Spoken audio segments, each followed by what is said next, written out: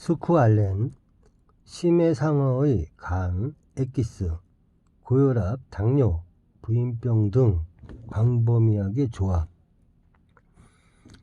심해상어는 간이 매우 큰데 체중의 25%나 된다.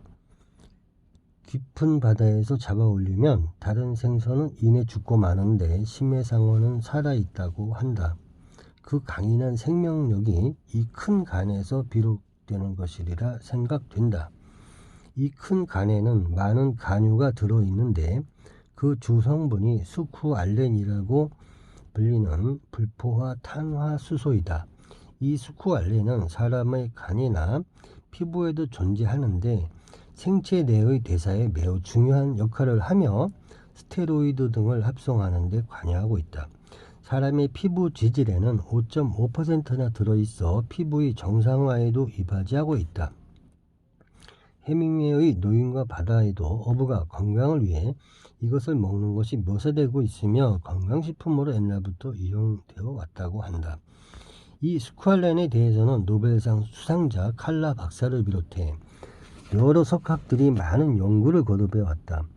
비엔나에서 열린 유럽 암학회에서 발암물질은 산소를 빼앗는 물질이라는 이론이 발표된 후 암에 대한 치료 효과도 거론되었다. 여러 임상 결과를 보면 고혈압 또는 저혈압 등의 순환기계 질환, 천식 등의 심장기관계의 질환, 당뇨병이나 신장 등 영양과 대사계의 질환, 표피 점막선 조직 등의 악성세포 질환, 피부병과 결막염, 축농증, 치질, 부인병, 류머티즘성 관절염, 신경통, 생육부전 등에 광범위하게 유효하다는 보고가 많다.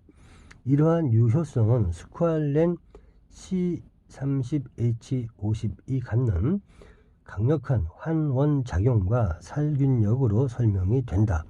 스쿠알렌이 산화할 때 많은 산소를 빼앗는 것이 특색이다. 따라서 스쿠알렌은 체내에 충분한 산소를 모급해서 신진대사를 활발하게 하여 활기를 주게 된다. 내장의 작용이 정상을 되찾고 활발하게 된다는 것은 건강과 직결되는 것이며 난치병에 유효하다는 것은 모든 질병이 산소의 대사 장애에서 오거나 산소 결핍증에서 온다는 사실을 보아 이해할 수가 있는 것이다. 우리는 식생활에 의해 생명을 유지하는데 식품이 혈구를 만들어 그것에 의해 산소를 몸 구석구석까지 운반해주기 때문이다. 질이 좋지 못한 혈구가 만들어지면 건강을 유지하기는 어려운 것이므로 건강식품, 자연식품이 중요한 것이다. 영양을 공급하고 심신의 피로를 풀고 언제나 활기 있는 생활을 하도록 도와주는 것이 건강장수식품이다. 스피루리나, 단백질, 당질이 많은 조류, 당뇨, 빈혈, 간장, 위장병의 효과. 히포크라테스는 자연이야말로 질병을 치료하는 의사이다. 병은 자연이 치료해주는 것이며 의사는 이를 도울 뿐이다 등 자연과 자연치유력의 중요성을 강조했다. 또 이탈리아의 격언에 태양이 오지 않는 곳에 의사가 온다는 말도 있다. 태양 광선이 부족하면 식물의 발육이 나쁘며 동물의 영양 상태도 나빠진다. 그러한 식물이나 동물을 먹는 사람은 건강을 해치게 되기 쉽다. 그래서 강렬한 태양 광선을 받으며 염분을 가지고 있는 멕시코, 차드, 이디오피아 등의 호수에 야생하고 있는 색다른 식물이 요즘 건강식품으로 각광을 받고 있다. 그것이 바로 스피루리나라는 이름의 조류이다. 나선상의 이 단세포 조류는 이 지구상에 가장 빨리 출현한 조류로 약 40억 년 전으로 추산되고 있다. 스피루리나는 라틴어로 나선형이라는 뜻인데 멕시코나 아프리카에선 먼 옛날부터 애용되어 온 식품이었던 것이다. 그러나 어떠한 식품이든 영양성분이 뛰어나다고 해서 우수한 식품이라 볼 수는 없다.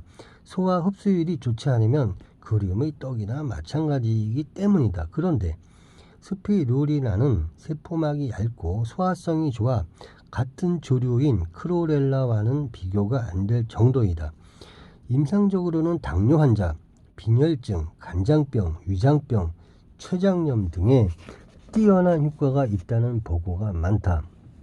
스피루리나는 단백질이 많기로 유명한 크로렐라 50%보다도 고단백이며 구성 아미노산의 질이 매우 우수하다. 엽록소, 카로티노이드, 피코시아닌 등 색소가 많은데 이 중 피코시아닌은 크롤렐라에는 안 들어있는 성분이다. 스피루리나는 남조류라는 원시적인 식물이다. 스피루리나엔 식물에 있는 세포벽도 없고 그래서 소화성이 높다. 핵도 뚜렷하지가 않다. 이 지구상에 최초로 선보인 생물의 종류인 것이다. 이 원시 생물에서 동식물이 분화된 것으로 보며 생명의 근원이라고 해석되고도 있다. 원시 동물이 갖는 생명력이 사람들에게 도움을 주는 것이 아닌지 모르겠다. 그러나 스피루리나를 주식으로 할 수도 없다. 보조식품으로 활용하면 좋은 결과를 가져올 수 있을 것이다. 아프리카의 차드에선 밀가루에 섞어 빵도 굽고 향신료를 섞어 수프로도 이용한다고 한다. 시금치, 비타민, 무기질, 골고루 함유, 발육기 어린이, 임산부에 좋은 알칼리성 식품. 궁지에 몰린 뽀빠이가 시금치 통조림만 먹으면 기사회생의 신유한 힘이 솟아나 악당을 물리치게 되는 것이 뽀빠이 만화의 줄거리이다. 이 만화는 한 식품 회사에서 시금치 통조림을 만들어 그 판매 광고용으로 만든 것인데 지금은 전 세계 어린이들의 친숙한 버릇이 되었다. 비타민 종류가 골고루 많이 들어있는데 비타민 A는 채소 중에서 가장 많다. 비타민은 약으로 공급하는 것보다는 식품으로 섭취하는 것이 현명하다. 칼슘과 철분 그리고 요오드 등이 많아서 발육기의 어린이는 물론 임산부에게 좋은 알칼리성 식품이다. 옛날부터 시금치를 강장 보혈에 효과가 있는 채소라고 일컬어온 것이 입증되는 셈이다. 시금치에는 유기산으로는 수산, 사과산, 구연산 등이 있는데 수산이 0.2에서 0.3%가량 들어있다. 몇 해 전 미국의 영양학자 샤만 박사는 시금치를 너무 많이 먹으면 결석이 생긴다는 발표를 해서 크게 무리를 일으킨 일이 있다. 그 결석이 만들어지는 이유가 수산의 과잉 섭취에서 온다는 것이다. 수산을 많이 먹게 되면 체질에 따라 체내의 칼슘과 결합하여 녹지 않는 수산 칼슘으로 변한다. 이것이 신장과 유두에 결석을 가져오게 되는데 하루에 500g 이상을 매일 먹는 경우에 일어난다고 알려져 있다. 우리가 먹는 양은 100g 정도이므로 별로 문제가 되지 않는다. 시금치 날것에는 수산이 많으나 끓이면 어느 정도 수산의 제거가 가능하다.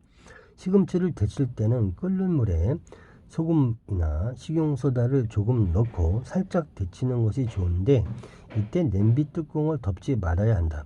그래야 엽록소와 푸른색이 남아있게 된다.